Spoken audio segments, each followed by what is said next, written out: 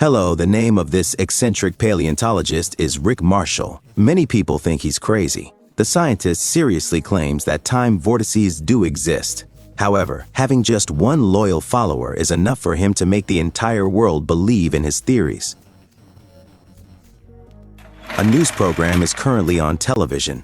The paleontologist Rick Marshall, who has just released a new book about his paradoxical theory of time vortices, is present in the studio, USAND. The scientist is sure they can rescue humanity from the fossil fuel crisis. He believes these vortices are an amazing energy source. Presenter Matt Lauer listens skeptically, making sarcastic comments and being rude to the scientist, accusing him of wasting taxpayers' money.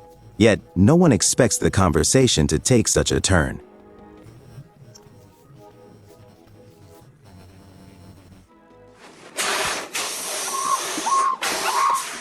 Three years go by. Marshall is employed at a school where he tells the children that their future hinges on subatomic tachyon particles. According to the scientist, if a special device is created to control these particles, it will enable travel through space-time funnels. Furthermore, Marshall has already built such a device, which he refers to as a tachyon amplifier. However, the students show no interest in his inspiring tales. However, there's a grown-up girl who really doesn't mind listening to them at all. After one of the lectures, Marshall is approached by a stranger. She introduces herself as Holly and openly confesses that she truly admires his work. She is curious about why he never completed the tachyon amplifier, but the scientist clearly doesn't appreciate all these questions. It appears that the paleontologist has no desire to continue his project under any circumstances. However, Holly still succeeds in making him ponder it.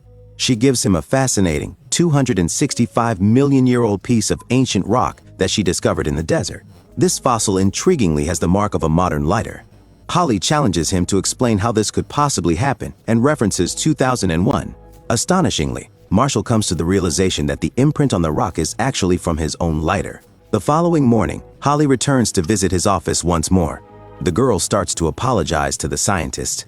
But then she suddenly notices a device sitting on the table. It's the amplifier that Marshall had been working on throughout the night, yet he lacked the courage to test it. 2001. Since Holly doesn't fully grasp how the peculiar device functions, she insists on giving it a try. She takes Marshall to the desert, the place where she discovered the mysterious fossil. At the park, they encounter the owner, Will, who runs the abandoned amusement park. They request him to guide them on a tour. Together, they board a small boat heading into a deep, mysterious grotto. Will attempts to divert their attention with wild tales about reptiles, yet their sole focus remains on one thing: the time vortex. After some time, they detect a significant level of tachyon activity beneath the water's surface. Marshall then activates his device to boost the signal using a resonance wave and...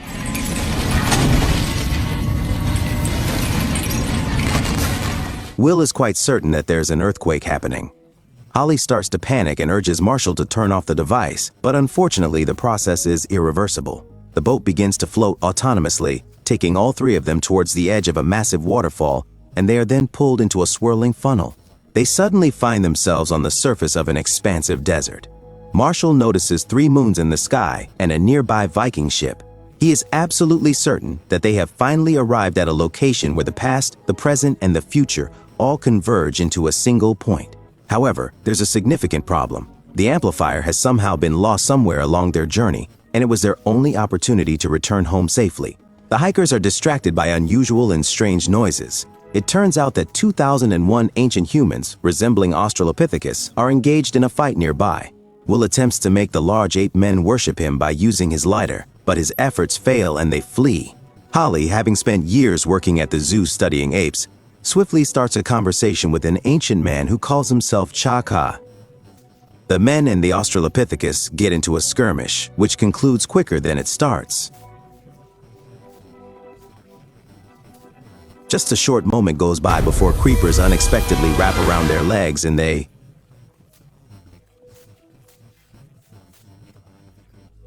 suddenly find themselves up in a tree.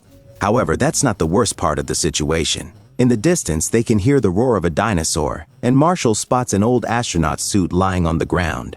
He suspects this area might be where the predators come to feed, and they should definitely move on. In 2001, the scientist advises his companions to join hands and rock back and forth, which is indeed a very risky plan, to say the least.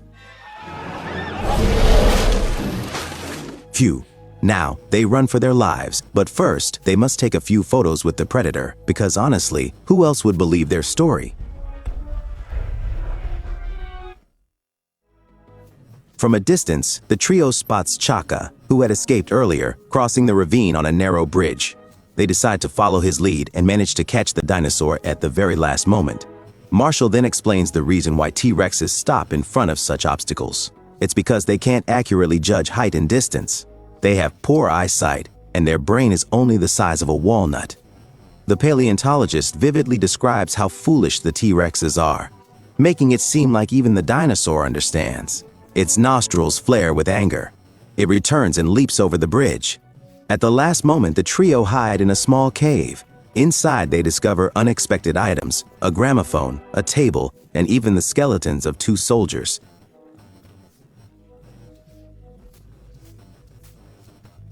They establish their camp inside the cave, and later in the evening, Chaka comes to join them. For the night, Will proposes that they close off the cave entrance with a crate, leading to Marshall starting an argument with him. Marshall argues that doing so would merely draw the T-Rex's attention. After all, its brain is as small as a walnut, making it depend entirely on instinct. All of a sudden, they hear a loud roar. It seems like the T-Rex has returned once again.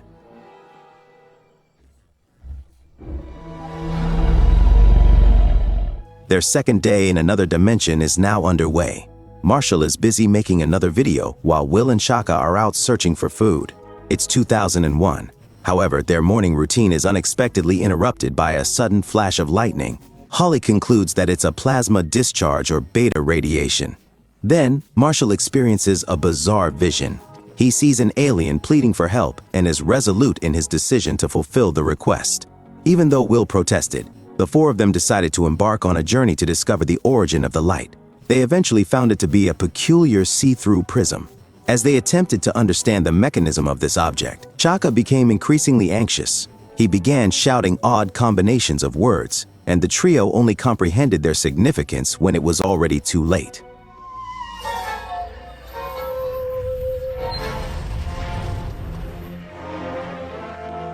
They are completely clueless about how to protect themselves from these bizarre lizard men known as the Sly Stucks. Holly attempts to ward them off using a belt, but she fails. Marshall observes that the belt's plate can reflect the sunlight. He cleverly uses this reflection to form a peculiar pyramid of light and manages to hide within it. The most astonishing part is that the Sleestacks are unable to see them while they are inside this light pyramid.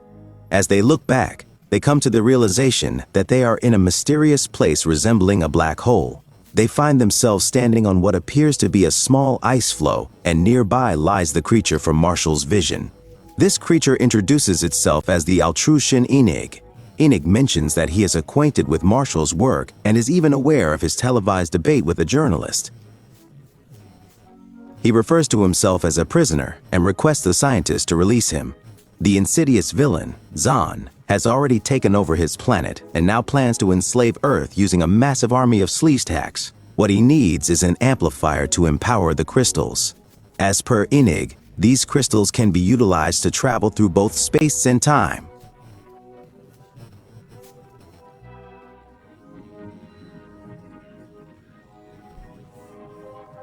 Marshall is more inspired than ever before. Filled with enthusiasm, he enthusiastically creates a detailed mini-map of the area and eagerly discusses a comprehensive strategy for the search for an amplifier with his companions. However, their plans are unexpectedly thwarted by Chaka. He persistently urges his new friends to divert their attention to something else. The Australopithecus leads them to a peculiar place where they find a variety of random objects, including a Ferris wheel, a ship, a statue of a pharaoh, a telephone box, and a fragment of motels. They suspect that this might be the main entrance to this world. Their theory gets confirmed right away. In 2001, nearby, they spot the ship they arrived on. However, as soon as they attempt to get closer, an ice cream truck suddenly falls from the sky. And it's immediately swarmed by a group of hungry little dinosaurs. While these creatures aren't aware of their presence, it becomes significantly more challenging to hide from both the T-Rex and the Allosaurus. The chase is on. Marshall instructs everyone to separate and run in zigzag patterns to disorient the dinosaurs. However, this strategy isn't very effective, and notably, the T-Rex appears to be focused on Marshall.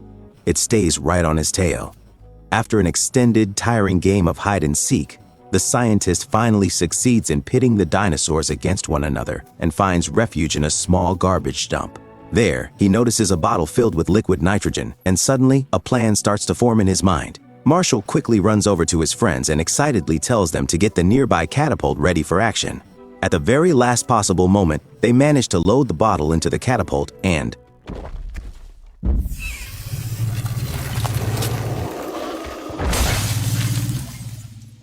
the body of the frozen Allosaurus suddenly explodes, and the friends realize that the amplifier has been inside its stomach the entire time. However, they don't even have the chance to approach it.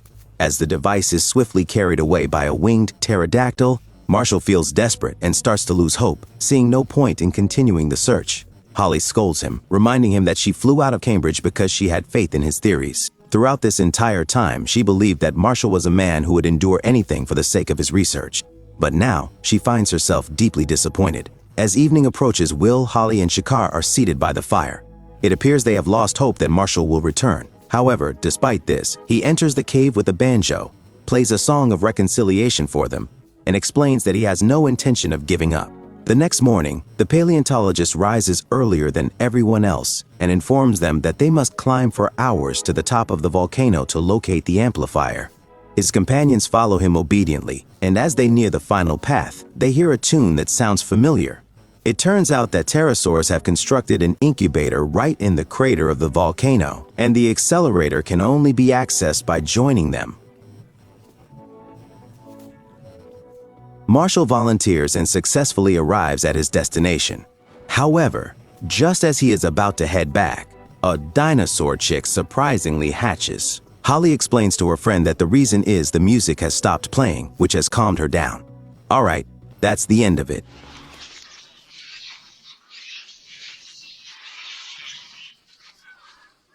Operation is complete. They head to a ruined motel located in the desert to celebrate their success. Shakar offers the men a potion made from the fruit of a mysterious tree. However, they only discover its effects after they have consumed it all. It turns out that this juice can induce hallucinations.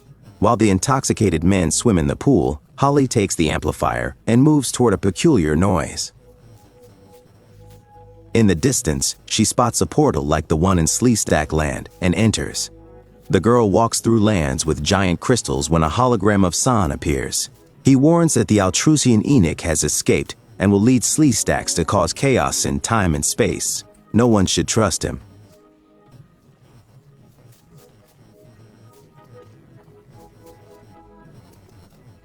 Holly observes as Enoch takes the life of Jean, who is now transformed into a hologram.